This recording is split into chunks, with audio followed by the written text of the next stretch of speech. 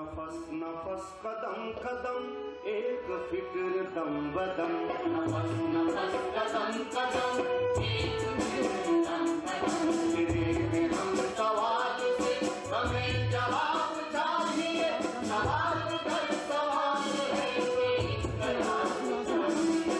नफस नफस कदम कदम एक फिक्र दम बदम, नफस नफस कदम कदम एक फिक्र दम बदम।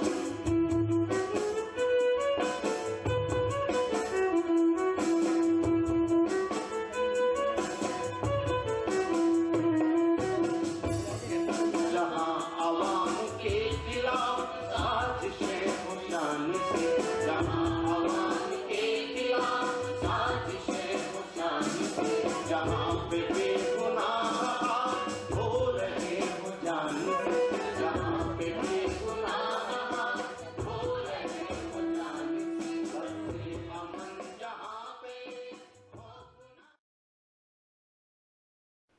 समाजवादी जन परिषद का बहुत स्पष्ट रूप से मानना है शुरू से कि शिक्षा का बाजार नहीं होना चाहिए और आजाद भारत के हर बच्चे को बिना भेदभाव के अच्छी शिक्षा उपलब्ध कराना हमारी सरकारों की जिम्मेदारी है, जिसका वो निर्वाह नहीं कर रही हैं। ये तो हमारे आजादी के आंदोलन का एक सपना था कि जब देश आजाद हो जाएगा तो इस देश का कोई भी बच्चा अशिक्षित नहीं रहेगा और सरकार व्यवस्था करेगी, इस बात को देखेगी कि कोई भी बच्चा बिना पढ़ा लिखा न रहे, उसको मुफ्त और अनिवार्य शिक्षा मिले। यह हमारे संविधान के नीति निर्देशक तत्वों में शामिल किया गया। लेकिन जैसे और कई मामलों में आजाद हिंदुस्तान के साथ हमारे शासकों ने धोखा दिया है, विश्वासघात किया है, वैसा शिक्षा के क्षेत्र में भी किया है। और मैं आपका ध्यान इस बात की ओर आकर्षित करना चाहता हूं कि समाजवादी आंदोलन ने इस मुद्दे को उठाया आजाद हिंदुस्तान में सबसे पहले और सबसे प्रबल रूप से कि ये दो तरह की शिक्षा नहीं होना चाहिए। कोई पैसे वाला है तो उसका बच्चा कॉन्वेंट स्कूल में पढ़ेगा, ज्यादा पैसे वाला है तो दून स्कूल में पढ़ेगा, और देश के साधारण बच्चे सरकारी स्कूल में पढ़ेंगे। ये दोहरी शिक्षा आजाद भारत में नहीं चलना चाहिए। इस बात को लेकर मतलब एक नारा भी दिया था समाजवादी आंदोलन ने कि राष्ट्रपति की हो या चपरासी की संतान, सबकी शिक्षा एक समान। ये भेदभाव ब्रिटिश भारत में चल गया, अब नहीं चलना चाहिए। और देखिए, ये सिर्फ सिद्धांत की बात नहीं है, ये तो अब हमारे अनुभव और व्यवहार से भी दिखाई दे रही है। आज क्या स्थिति है? शिक्षा में हमने बहुत प्रगति की है। पहले बहुत कम स्कूल थे, अब हर गांव में और हर मोहल्ले में स्कूल है। बहुत इंटीरियर में भी स्कूल खुल चुके हैं। लेकिन उन स्कूलों में जो शिक्षा मिल रही है वो नाम मात्र की शिक्षा है। 5वीं पास हो जाएंगे, 6ठी 8वीं में बच्चा पहुंच जाएगा, लेकिन उनकी लिखने पढ़ने हिसाब करने की योग्यता बहुत कमजोर होगी। ये क्यों हो रहा है? इसलिए हो रहा है कि इस देश में जितने पैसे वाले लोग हैं उन्होंने अपनी व्यवस्था अलग बना ली है और उनको अब इस बात की परवाह नहीं है कि सरकारी स्कूलों में पढ़ाई हो रही है या नहीं हो रही है, कितने शिक्षक हैं, क्या व्यवस्था है, शिक्षक आता है नहीं आता है, ये सारी चीजें जो उनको इससे कोई मतलब नहीं। तहसीलदार का बच्चा, एसडीएम का बच्चा, कलेक्टर का बच्चा, विधायक का बच्चा, सांसद का बच्चा, सेठ का बच्चा, सब बच्चे जो हैं वो सरकारी स्कूल से बाहर निजी स्कूलों में पढ़ रहे हैं। तो ये जो बंटवारा हुआ है, इसने भारत की शिक्षा व्यवस्था को चौपट करके रख दिया है। ये हमारे चारों तरफ के अनुभव से दिखाई देता है। जब तक ये बंटवारा नहीं था, पहले प्राइवेट स्कूल बहुत कम थे, तो सारे बच्चे सरकारी स्कूल में जाते थे, तो सरकारी स्कूलों में पढ़ाई होती थी। अब नहीं होती है। तो ये बिल्कुल साफ बात है जिसको हमें स्वीकार करने में कोई कठिनाई नहीं होना चाहिए। जितना बंटवारा बढ़ता जाएगा और निजीकरण होता जाएगा, शिक्षा का बाजार एक विकृति है। किसी भी आधुनिक समाज में शिक्षा के बाजार का मतलब क्या है? हमारी शिक्षण संस्थाएं, पहले हम कहते थे शिक्षा के मंदिर है, अब वो दुकानें बन गई हैं, मुनाफाखोरी चल रही है। तो इसमें क्या होगा? इसमें यही चीजें होंगी, ये जो घोटाले हो रहे हैं, ये व्यापम घोटाला, मेडिकल सीट के लिए 10 लाख 20 लाख रुपए लिए जा रहे हैं, ये सारे, और चारों तरफ होशंगाबाद जिले में 5-6 बीएड कॉलेज खुल गए। और वो बीएड कॉलेजों में क्या होता है? वो बीएड कॉलेजों में आप पैसा दे दीजिए, 40,000 फीस है, आप 1 लाख रुपया दे दीजिए, आपको अटेंडेंस और सब मिल जाएगी और आप पास भी हो जाएंगे। तो ये जो ये शिक्षा के बाजार का परिणाम है। बाजार में बहुत साफ बात है, बाजार में वही उसी के लिए कुछ जगह है जिसके पास पैसा है। यदि आपके पास पैसा नहीं है तो बाजार में आपकी कोई जगह नहीं है। हाँ, कुछ टुकड़े फेंकेंगे, कोई झूठन फेंकेंगे तो वो आप उठा सकते हैं, नहीं तो बाजार में आपके लिए कोई। तो मैं प्रश्न पे ही बोल रहा हूं, मैं निजीकरण और बाजारीकरण के बारे में ही बोल रहा हूं कि इसके क्या परिणाम हो रहे हैं। और तो शिक्षा का बाजार किसी हालत में नहीं होना चाहिए। यदि हम ये चाहते हैं कि इस देश के सारे बच्चे अच्छी तरह भली भांति शिक्षित हो, तो शिक्षा का बाजार बिल्कुल इसकी इजाजत नहीं देना चाहिए। और सरकार को जिम्मेदारी लेना चाहिए कि ये देखें कि इस देश के सारे बच्चों को शिक्षा मिले, अच्छी शिक्षा मिले, सुविधा संपन्न शिक्षा मिले, गुणवत्तापूर्ण शिक्षा मिले, ये देखने का काम हमारा है। और इसी में ये जो बाजारीकरण क्यों बढ़ रहा है, अभी किसी ने कहा कि हम क्यों निजीकरण की ओर गए, ये हमें समझना पड़ेगा। निजीकरण की ओर जनता नहीं गई है, जनता की तरफ से कोई मांग नहीं थी निजीकरण की। निजीकरण की पूरा जो सिलसिला है, ये विश्व बैंक के द्वारा भारत की शिक्षा नीति को प्रभावित करके, भारत की शिक्षा व्यवस्था को प्रभावित करके यहां पर शुरू किया गया। और एक कारण है, इस निजीकरण में स्वार्थ है। जितने नेता हैं वो सब शिक्षा के धंधे में कूद पड़े हैं। स्कूल हैं, हर जगह स्कूल हैं, कॉलेज हैं, इंजीनियरिंग कॉलेज हैं, बीएड कॉलेज हैं, सब नेताओं ने खोल लिए हैं। और इनका एक निहित स्वार्थ आज शिक्षा के निजीकरण में बन गया है।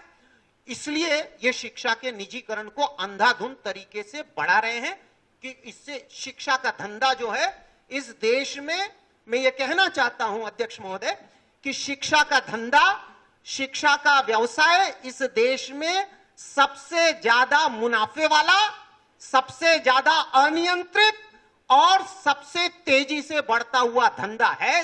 बड़े बड़े पूंजीपतियों से लेकर छुटभइये नेता तक सब इसमें कूद पड़े हैं। और इसमें अनाप शनाप लूट है, अनाप शनाप शोषण है और देश का नुकसान है।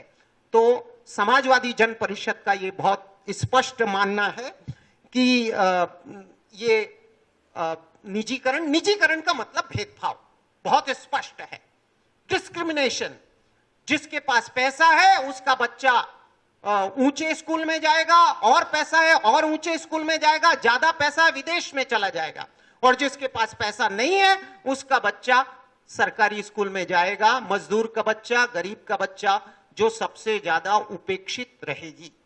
तो शिक्षा में भेदभाव, स्वास्थ्य में भेदभाव, ये यानी अब बच्चे तो कहते हैं ना भगवान की देन है, उन बच्चों में आप भेदभाव कर रहे हैं। फिर आप क्या समान अवसर की बात करते हैं? समान अवसर की बात एक ढकोसला हो जाती है जब आप शिक्षा में ही भेदभाव शुरू कर देते हैं। तो शिक्षा का निजीकरण और बाजारीकरण नहीं होना चाहिए। मैं इस बात से समाजवादी जन परिषद पूरी तरह सहमत है।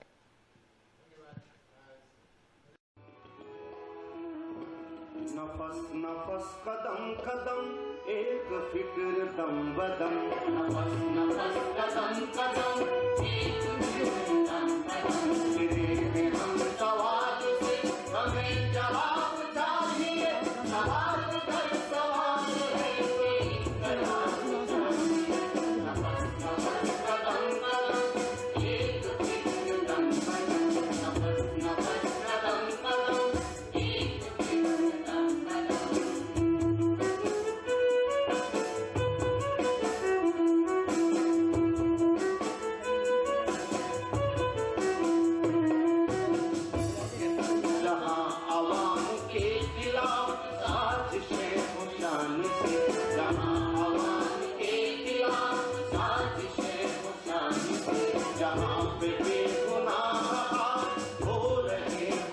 समाजवादी जन परिषद इस आपने जो बात रखी है दूसरे सवाल में उसमें सहमत है। सिर्फ एक अपवाद हम लोग करना चाहेंगे, उसके बारे में मैं अभी बताता हूं। समान स्कूल प्रणाली को हम 2-3 कारणों से जरूरी मानते हैं। एक तो ये कि जैसा आपने कहा सारे बच्चों को शिक्षित करना है और भली भांति शिक्षित करना है, तो समान स्कूल प्रणाली के अलावा कोई और विकल्प नहीं है, दुनिया में कहीं नहीं हुआ है, ये सामने है बात। जो लोग समान स्कूल प्रणाली को नहीं लागू करना चाहते हैं या नहीं लागू कर रहे हैं, मैं ये मानता हूं उनका इरादा इस देश के सारे बच्चों को शिक्षित करने का नहीं है। हमारा शासक वर्ग ये चाहता है कि इस देश के सारे बच्चे शिक्षित न हो, यदि हो जाएंगे तो उनके बच्चों की सुविधाएं और आगे भविष्य खतरे में पड़ जाएगा, उनके लिए प्रतिस्पर्धा पैदा हो जाएगी। इसलिए जानबूझ के इस देश में समान स्कूल प्रणाली को लागू नहीं किया जा रहा है, बल्कि जो थी एक हद तक समान स्कूल व्यवस्था उसको जानबूझ के खत्म किया गया। तो यह बात बहुत साफ है और यह सामने आना चाहिए।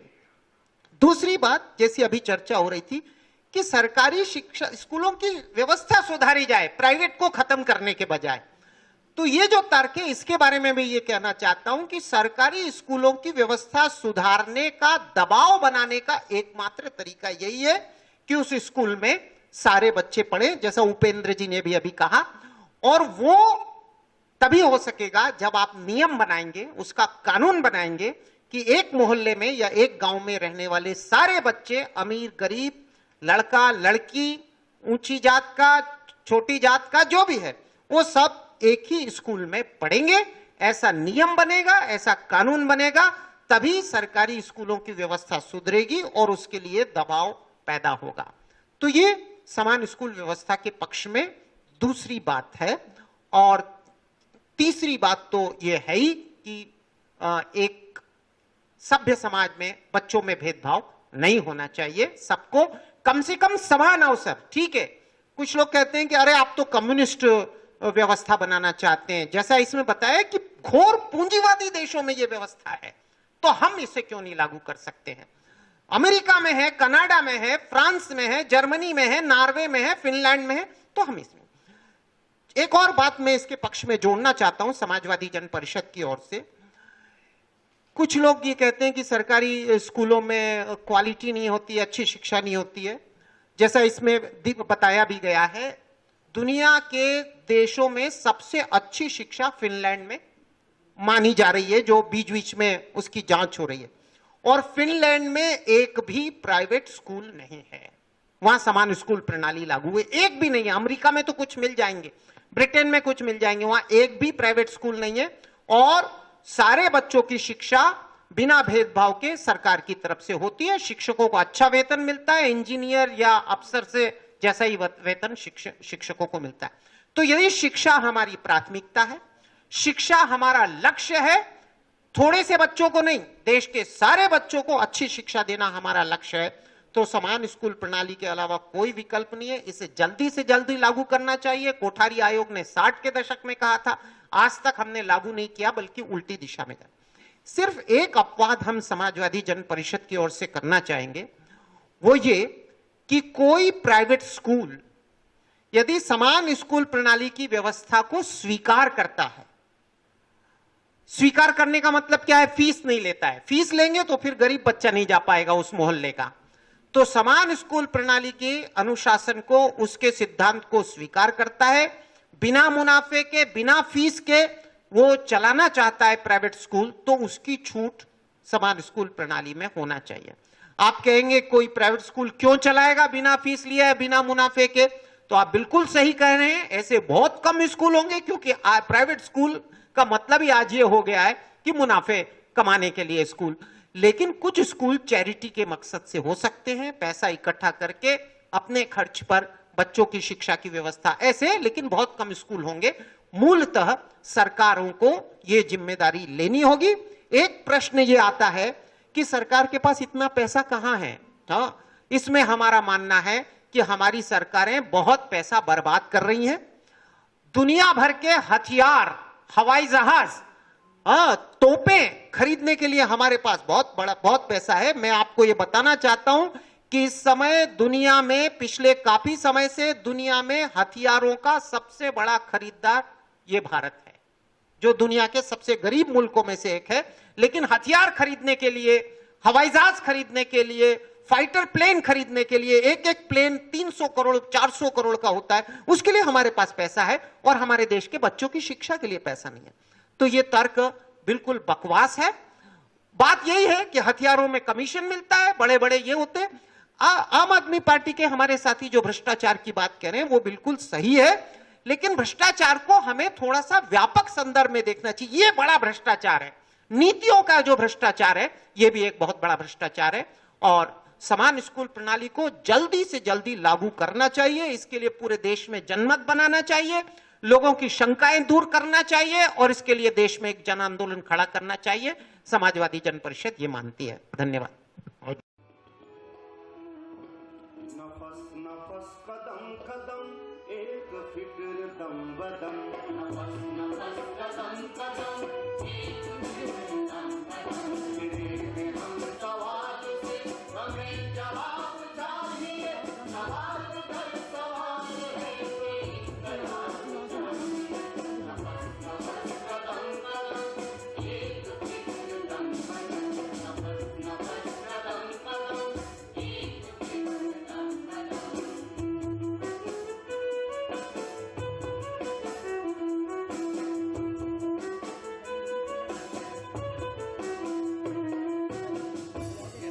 जहां आवाम के खिलाफ साजिशें हो शान से, जहां आवाम के खिलाफ साजिशें हो शान से, जहां पे बेगुनाह हो रहे हो जान से, जहां पे बेगुनाह हो रहे हो जान से, बरसे अमन जहां पे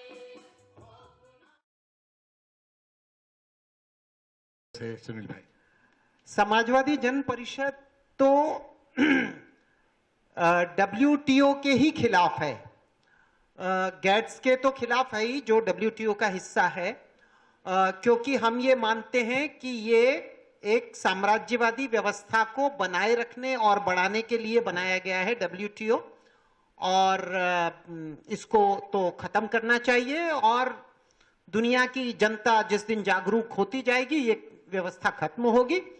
लेकिन कम से कम भारत को तो WTO से बाहर आना चाहिए, क्योंकि सिर्फ शिक्षा के मामले में नहीं, खेती के मामले में और तमाम चीजों के मामले में WTO भारत के राष्ट्रीय हितों के लिए काफी नुकसानदेह है और उसका शोषण उसके माध्यम से हो रहा है। और इसीलिए हम FDI के भी खिलाफ हैं, सिर्फ शिक्षा में नहीं, सिर्फ खुदरा व्यापार में ही नहीं, पूरे देश में जो भी FDI आ रही है वो इस देश को लूटने और बर्बाद करने के लिए आ रही है। तो इस पे तुरंत रोक लगना चाहिए, ये समाजवादी जन परिषद का मानना है। आपने लिखा है कि हम औपनिवेशिक गुलामी की ओर लौट रहे हैं इस तरीके से। हमारा ये मानना है कि एक तरह से हम औपनिवेशिक गुलामी में आज भी जी रहे हैं। कम से कम ज्ञान और बौद्धिक स्तर पर तो हमारी गुलामी खत्म नहीं हुई। देश आजाद हो गया राजनीतिक रूप से, लेकिन बहुत कई मायने में हम लोग एक बौद्धिक रूप से गुलाम हैं। तो लेकिन ये सही है कि ये जो नए प्रस्ताव और ये जो आ रहे हैं, इससे ये गुलामी और बढ़ेगी और हमारा देश और पीछे जाएगा। यानी एक ज्ञान का भी साम्राज्यवाद होता है जिसके हम शिकार हैं और जिसके और भविष्य में ज्यादा शिकार होंगे। मैं ये स्पष्ट करना चाहता हूं कि हम वैचारिक लेन देन और विनिमय के खिलाफ नहीं हैं। दुनिया के बाकी देशों से हम वो करना चाहते हैं, लेकिन बराबरी के स्तर पर करना चाहते हैं। हम गैर बराबर स्तर पर यदि वो होगा तो उसमें हमारा नुकसान होगा।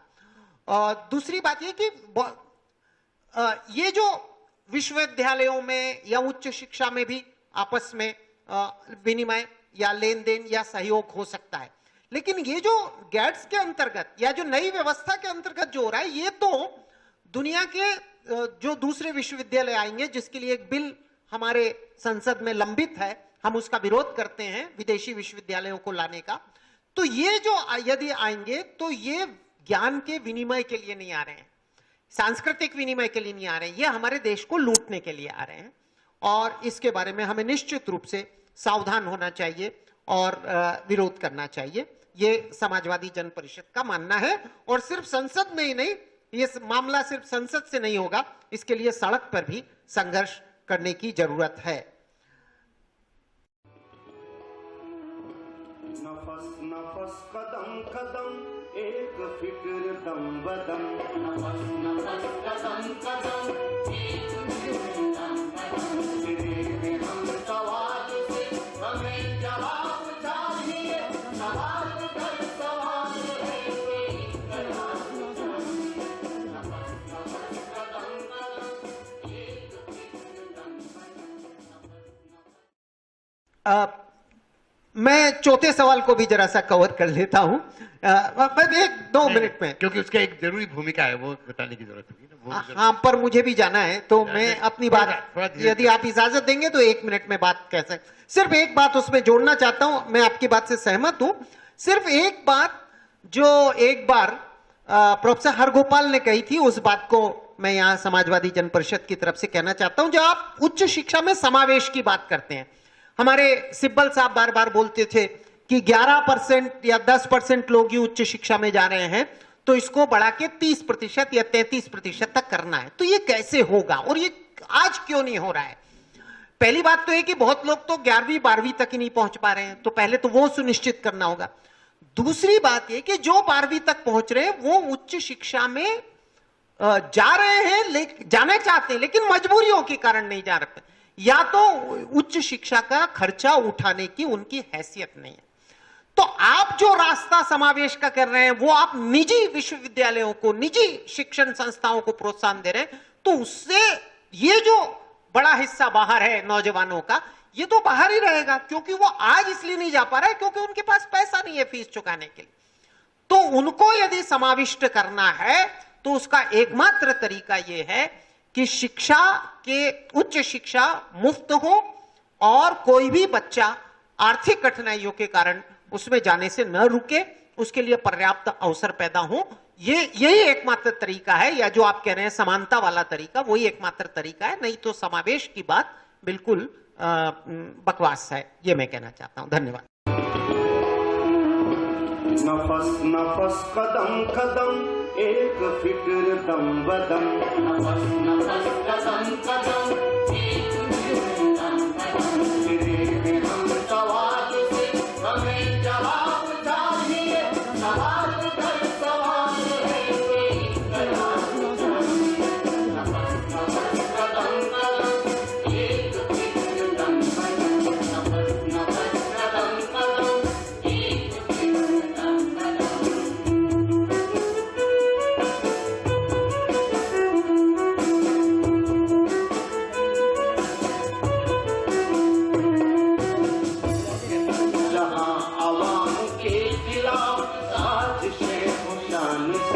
जहां